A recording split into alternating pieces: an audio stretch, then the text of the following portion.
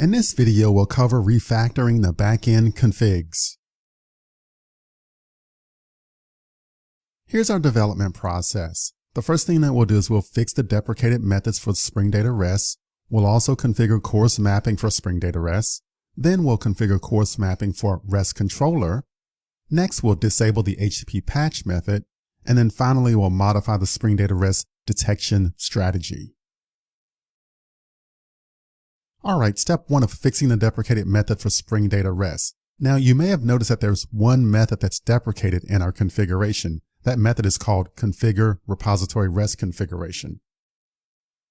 And to fix this deprecated method, it's really easy. All you do is use the method signature that has an additional parameter for CORS registry. And we'll actually use this CORS registry because it has some very nice features available. This brings us to step 2 of configuring the course mapping for Spring Data REST. So now with this new parameter, CORS registry, CORS, we can use this to configure the CORS mapping. So here I'll have CORS.addMapping /API ** and allowed origins. And this adds the mapping for /API, which is defined in our app properties file as the Spring Data REST base path. And then another thing we can do here is make use of this allowed origins. And so here we can add the localhost 4200. Instead of having to add the cross origin to every one of our repository REST resources, we can simply define it in one location here and make use of it. So we can remove the cross origin from our JPA repositories and make use of this configuration here for Spring Data REST. And one thing I like to do here is move the configuration for allowed origins to an application properties because I don't want to hard code the localhost into my actual Java source code. I'll put it into this application properties file. And in my properties file, I'll have this entry allowed origins and I give the actual reference. And then I can inject this value to my configuration by using @value and reference that allowed origins, assign it to an array of strings.